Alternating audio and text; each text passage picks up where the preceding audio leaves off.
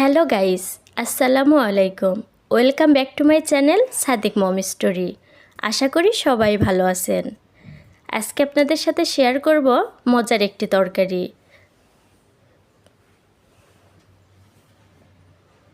এখন কচুরমুখী সিজন চলতেছে, আর কচুরমুখীর এই সিজনে কচুরমুখী বেগুন দিয়ে ঝোল করব না, সেটা কখনো হয়?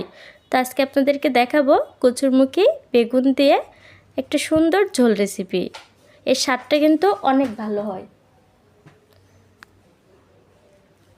আর ঝোলটা আমি করব বাটা মাছ দিয়ে। ইলিশ মাছ দিয়ে খেতে বেশি মজা হয়, কিন্তু ইলিশ মাছ না থাকলে আমরা কি কচুরমুখী ঝোল খাবো না, তাই কখনো হয়? এই জন্য বাড়িতে থাকা যে কোনো মাছ দিয়ে আপনি মজাদার কচুরমুখী ঝোল করে নিতে পারবেন আমার এই ভিডিওটি দেখলে। ভালো লাগলে অবশ্যই চ্যানেলটি সাবস্ক্রাইব করার অনুরোধ রইল। আর কচুরমুখী ঝোল করার জন্য আমি এখানে নিয়ে নিয়েছি কচুরমুখী ও একটা বেগুন। বেগুনের পরিমাণটা কম, যেহেতু আমি কচুরমুখীতে বেগুন ব্যবহার করব, তো বেগুনটা খুব বেশি দেওয়ার দরকার নেই। ঝোলটা গাঢ় করার জন্য আর স্বাদটা বেশি আনার জন্য বেগুন ব্যবহার করব। আর আমি বাটা মাছ দিয়ে রান্না করব, এই জন্য নুন হলুদ মাখিয়ে বাটা মাছটা ভেজে নেব।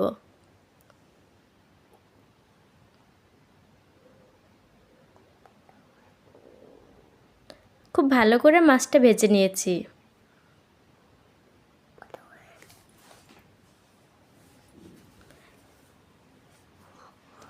আপনি যে কোনো মাছ দিয়েই কচুরমুখীটা খুব সুন্দর করে ঝোল করতে পারবেন।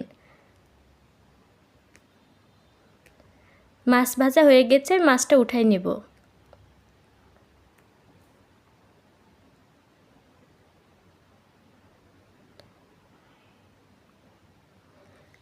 আর এই তেলের ভিতরে দিয়ে দিব আগে থেকে কেটে ধুয়ে রাখা বেগুন।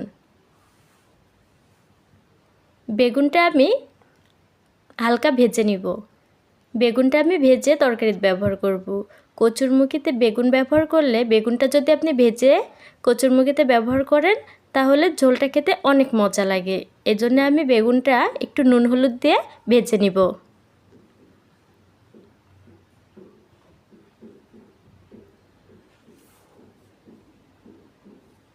সামান্য পরিমাণে নুন আর সামান্য পরিমাণে হলুদ দিলেই হবে।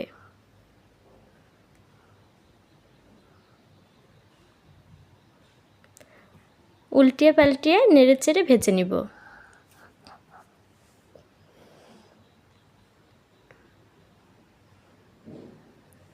বেগুনটা আমার ভাজা হয়ে গেছে, বেগুনগুলো উঠিয়ে নিব।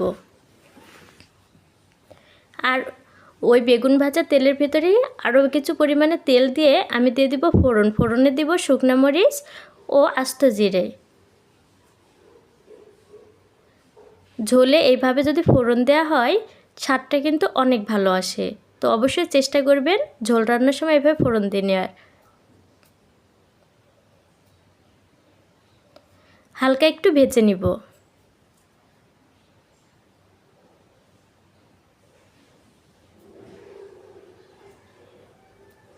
আর এর ফ্লেভারটা অনেক সুন্দর আসে। এখন দিয়ে দিলাম পরিমাণ মতো পেঁয়াজ কুচি।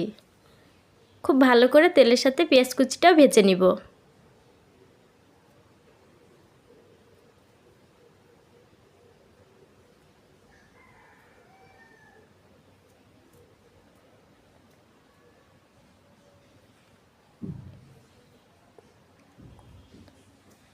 বাদামি করে পেঁয়াজটা ভেজে নিতে হবে।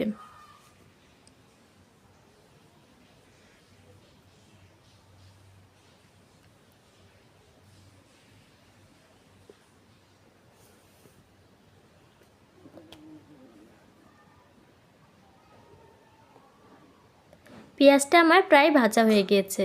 এর ভিতরে দিয়ে দিব আদা আর জিরা বাটা, আর দিয়ে দিব রসুন বাটা। এখন বাটা মশলাগুলো একটু পেঁয়াজের সাথে নেড়েচেড়ে ভেজে নিব।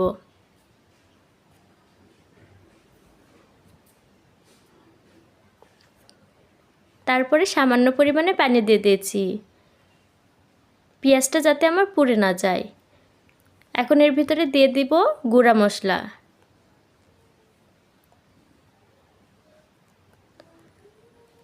গুঁড়া মশলার জন্য আমি প্রথমে দিয়ে দিব হলুদ গুঁড়া ও পরিমাণ মতো মরিচ গুঁড়া। ঝালটা আপনারা আপনাদের স্বাদ মতো ব্যবহার করবেন। আমি এখানে 1.5 চামচ ঝাল দিয়ে দিয়েছি। এখন খুব ভালো করে নেড়ে নিব।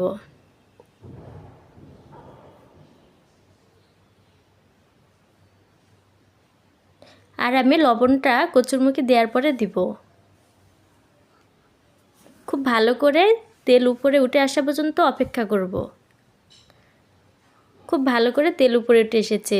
এখন মশলাটা কষানো হয়ে গিয়েছে আমার।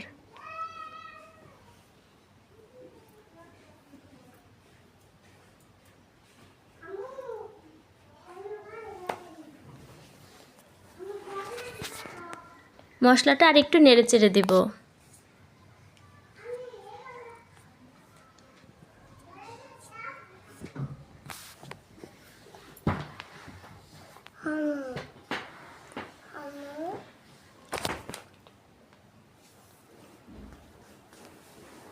মশলাটা খুব ভালো করে কষানোর পরে এখানে দিয়ে দিব আগে থেকেই কেটে ধুয়ে পরিষ্কার করে রাখা কচুরমুখী।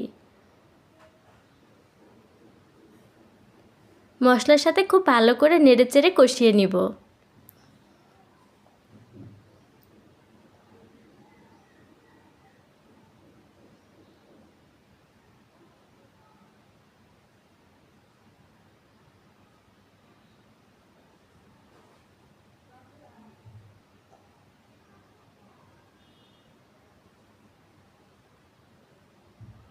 খুব ভালো করে নেড়েচেড়ে মশলার সাথে কচুরমুখিটা কষানো হয়ে গেলে এখানে ব্যবহার করব পানি। মশলা থেকে খুব ভালো করে তেল ছেড়ে দিয়েছে। এখন এখানে পানি দিয়ে দিব। পরিমাণ মতো পানি ব্যবহার করব কচুরমুখিটা সিদ্ধ হওয়ার জন্যে। অনেক কচুরমুখি আছে একটু সিদ্ধ হতে সময় লাগে, সেই ক্ষেত্রে পানিটা বুঝে দিবেন।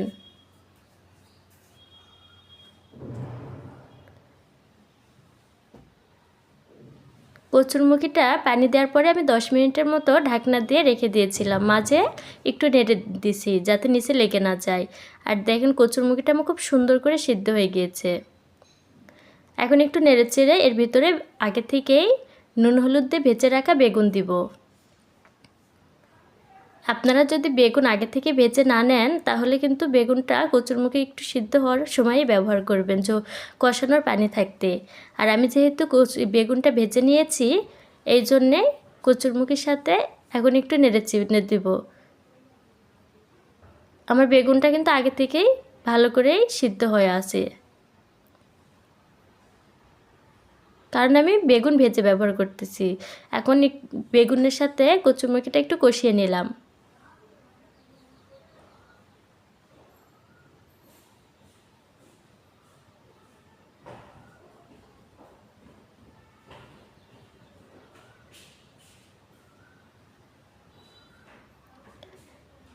এখন দিয়ে দিব পরিমাণ মতো ঝোলের পানি।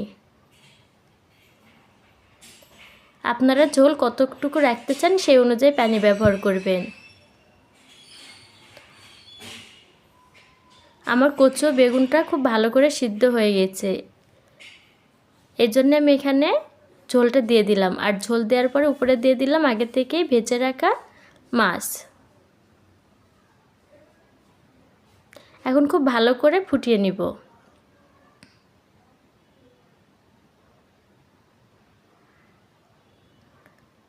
ঝোলে খুব ভালো করে বলক চলে এসেছে।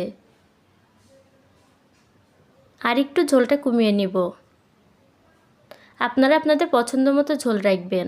যারা ঝোল একটু বেশি পছন্দ করেন তারা একটু বেশি রাখবেন, আর যারা একটু মাখো মাখো পছন্দ করেন তারা মাখো মাখো রাখবেন।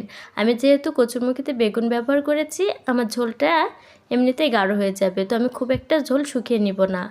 আর আমার ভিডিওটি আপনাদের কেমন লাগলো অবশ্যই কমেন্ট বক্সে জানাবেন। আশা করি ভিডিওটি অনেক ভালো লেগেছে। আর কার কার কচুরমুখী পছন্দ অবশ্যই জানাবেন। আমার রান্নাটা পুরোপুরি কমপ্লিট। আপনারা চাইলে উপর থেকে ভাজা জিরার গুঁড়া দিয়ে দিতে পারেন। সবাই ভালো থাকুন, সুস্থ থাকুন। আল্লাহ হাফেজ।